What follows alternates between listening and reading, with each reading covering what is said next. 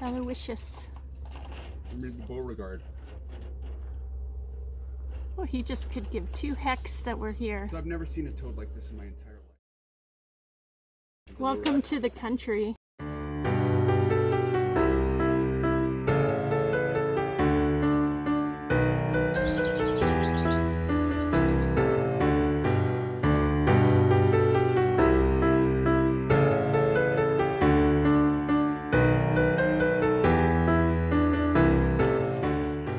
Hi everyone, Diane here, and welcome to My Pink Bathtub Knits, Christmas in July, day 11. I've been getting a lot of headaches this past week and a half, just sinusy stuff and the barometric pressure and stuff. So I've been like really off, and I've got one of those headaches today. So I thought I'm going to stay in my pajamas this morning. You guys are just going to have to deal with it. I've got my blankie, and let's do what we need to do today. We've got a gift to open, a question to answer. I'm going to show you those Santa Claus mittens. Hubs is going to make us breakfast. I saw my first frog of the season, and we saw Nanook. We're almost ready to let him go out into the yard in a couple days, so I'm going to be filming that.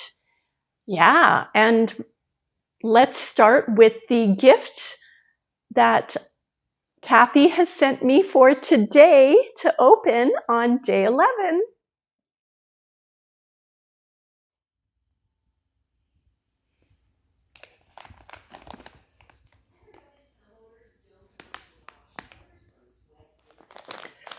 Day 11. Day 11. How am I going to be a normal person and not open a gift every day? It's going to be hard. Oh, what? Oh, my goodness. You guys.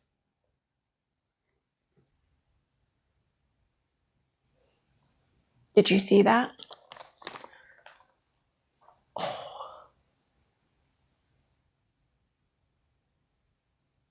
Kathy, you are spoiling me.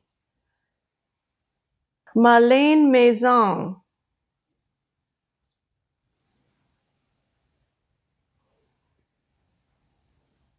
My friend Kathy W. and I have been exchanging gifts the month of July for Christmas in July.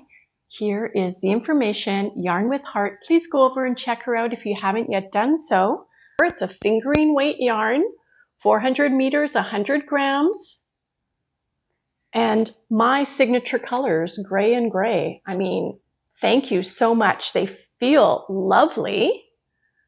La Malène Maison. Thank you, Kathy. How am I going to go back to normal living here with all this beautiful yarn? This is fantastic. I love it. Please go check her out.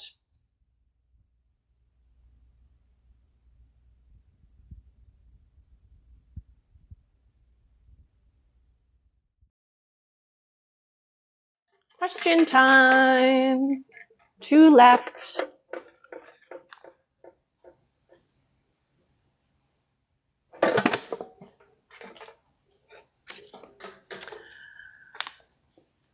Are there any animals you would like to make into mittens but haven't because of being too difficult? Can I include Santa Claus mittens in that? You're going to see them right away. Some animals, I feel like I have to see it in my head for it to work for me. As you know, I do the child size, which are plain mittens, and then the adult size, which have a cable on the front.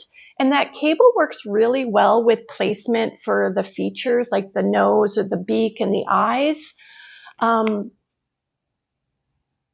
wanted to do a sloth, but I feel like, how would I do a sloth? Like, it would just be a simple mitten with a face on it. And how would it be recognizable as a sloth? People have asked for sloths. Unicorns were a pretty big thing. And then I was like, how do I do the horn? But I'm kind of not into the unicorns. I am more into things like woodland creatures or farm animals. Those are my niche. So I don't know. I just think of an animal and I try hard enough till I figure it out. The biggest problem I've had are these Santa Claus mittens that I can't spend any more time on. But let's look at the Santa Claus mittens. Thank you for the question. Okay, here's my gnome bag that my friend Soxy Nana Alice gifted me at Christmas time. I made 2 sample mittens and I used the pattern, the Tin Can Knit Simplest mitten pattern, as I always do. I'm going to just keep checking my mic because it cut out there for a minute. So this was originally what I did. And because you have to do the thumb gusset and then separate here, this is why the white carried over, but I didn't really like that. I wanted the red part of the hat to be completely white and then do a pom-pom at the bottom. So here's this guy. I like his face. I kind of did almost like a bobble-like nose for him. I was thinking you could also do like a red button nose if you just wanted to do buttons. And then I just made this little bobbly end on the thumb, which this is the hat. I like the pearl and knitted part, which makes this look more textured with the beard. So all in all, I don't mind him, but again, I don't like this part. I wish this was just red, then it would be perfect in my opinion. And had a lot of good feedback from all of my friends here. Some people said intarsia knitting, and I mean, I would be willing to try that, like a color block section. But honestly, I've spent more hours than I care to admit on these mittens because I just couldn't get them going for some reason in my head. Here's the other one I did, and I did end up doing it on eyelash yarn because I was thinking I'm going to do the duplicate stitch. Now, I want to show you an example of the duplicate stitch that I've done successfully. Here's one of my market makes, and it's a chicken hat, and I just knit the chicken hat and then I did this pattern as a duplicate stitch above it, over top of the existing stitches. And it was easy to do because it was stockinette stitch. This is what the inside looks like.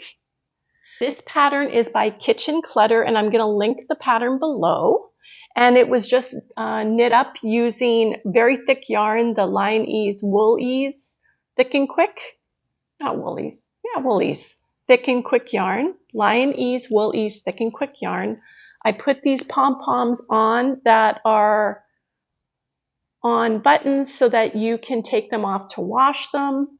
I don't normally do hats, but I did this event when I first started my YouTube channel like a year ago. I did this market called Chicken Days, and I thought, well, these are my people. I had chicken mittens, which I wasn't expecting really to sell them because, you know, it was summer, but I thought, what else can I make that are chickens? I had the chicken toys, the doorstops, and then I had chicken hats. I made various types of chicken hats, and this was one of them. Well, the market wasn't really very well attended because it was an outside fair and the market was inside a building. But I'm going to link the video below if you're interested in seeing what my market table looks like, how I set it up. It was a very fun day. Hubs went with me. We got to see some chickens. There was chicken races, but it just wasn't a successful market. That's why I do markets in the fall and the winter. So this is an example of duplicate stitch. Now, when I did it, I tried to do it with the white yarn on this mitten, but because I did the bumps, because I did the purl rows, it wasn't, the white was not fully covering it up. I guess now that I'm thinking about this and talking with you, I could have done it with a thicker yarn. Also, I wasn't sure exactly how to do the duplicate stitch on purl rows. So I just took my friend, the eyelash yarn, and I just stitched over it several times just to cover it up. And this is what I came up with, just to get it done. Now, I like this part better, the white part. I did the same face. But this isn't going to be really wearable or very good if you're playing out in the snow or if you want to wash it. I don't know how great eyelash yarn or novelty yarn will keep nice. but I just needed to finish it to finish it. So these are my 2 mittens.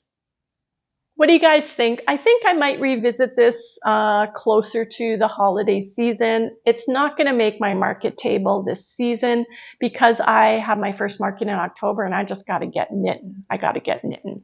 So this is what we came up with for the ideas, but I think the intarsia idea is a very good idea and I'm going to revisit it for sure. Hubs has been feeling much better, which means I don't have to cook anymore, which is fantastic. Yesterday I went out into the garden and I did pick a few potatoes. I was anxious to kind of get them in my belly. So I did do a small picking of potatoes. Some of them were very small. And then Hubs made this wonderful dinner, which was just kind of like a throw together in the Instant Pot with some meat and the fresh potatoes and carrots and garden onions, and it was delicious. Are you ready? Here is my Hubs making us breakfast, so enjoy.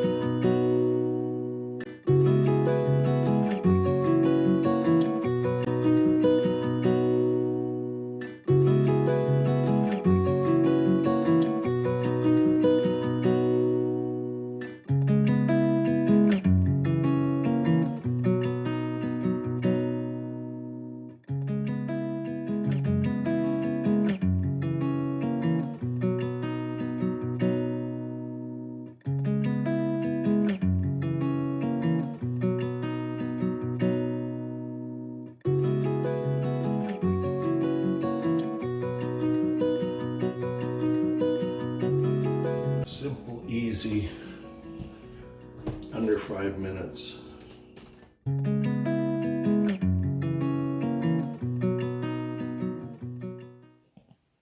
If you're new here, my friend Kathy W. and I are exchanging gifts every day.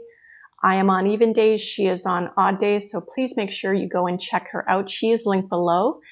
And my gift to everyone is an advent calendar of hand-dyed yarn, fingering weight wool that I've been wrapping up on every episode in July. Now, to make it easier for everyone, there is a playlist below in my show notes that you can click on. If you want to get in on the draw, you need to comment on every single episode to be eligible. And then the draw date is going to be on July the 31st.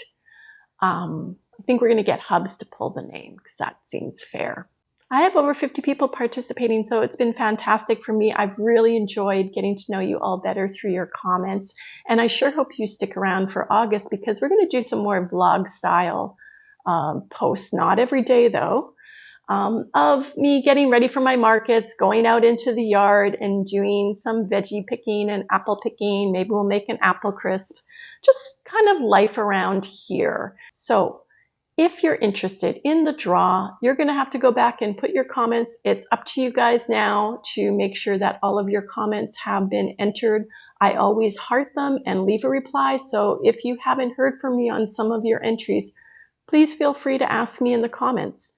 What am I putting in the box today?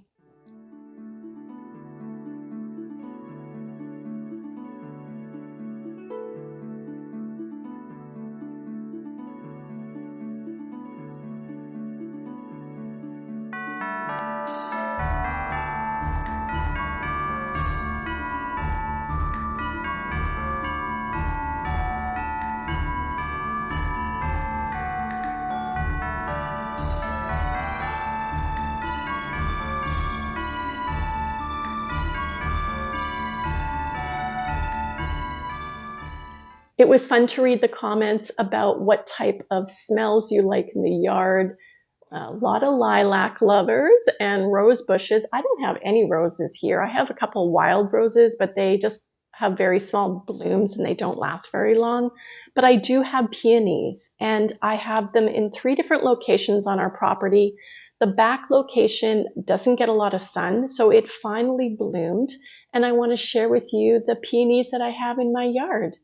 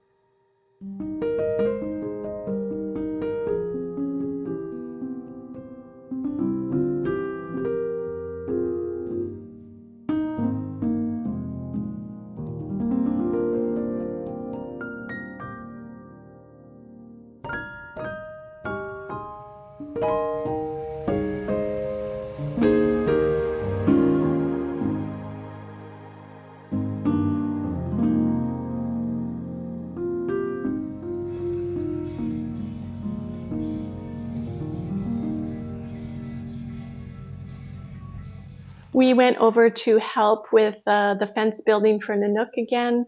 So here's a little bit of footage of my buddy Nanook while I talk about this. We also found, I don't know if it's a toad or a frog. It seemed, I think it must have been a toad. It was a lot bigger than the tree frogs that I see in my lilies and peonies. So we're gonna end with some toad footage for you. But the fence is almost ready to go. And we're going to be going over there in a day or two to film his release. Now, Nanook loves people so much that I think he's not going to want to run around in the yard. I think he is going to want to hang out with us on the deck, but we'll see how that goes once he has taken off the lead. Hubs was really trying to convince his friend to just let us take him off when we were there the other day so I could video. But he is an escape artist, Nanook, and we had to put these little tines in the bottom around the fence, so if he tries to dig, that he realizes that there's something stopping him. So it's been quite a journey. They've had to do a lot of stuff, but they put that fence up themselves. It took several weeks, and I'm very excited to see Nanook again and to share with you him running around in his yard. So expect that next time. We also have day 12's gift. And I have a Christmas Eve gift to open from my friend Judy from Judy's Creations in Crochet. And I'll explain to you my Christmas Eve gift opening tradition. Yeah, so I think we've covered everything for today. I think I'm going to go have a little lie down because my head's a little wonky still. And let's see if this is a frog or is this a toad? What do you guys think? Bye for now.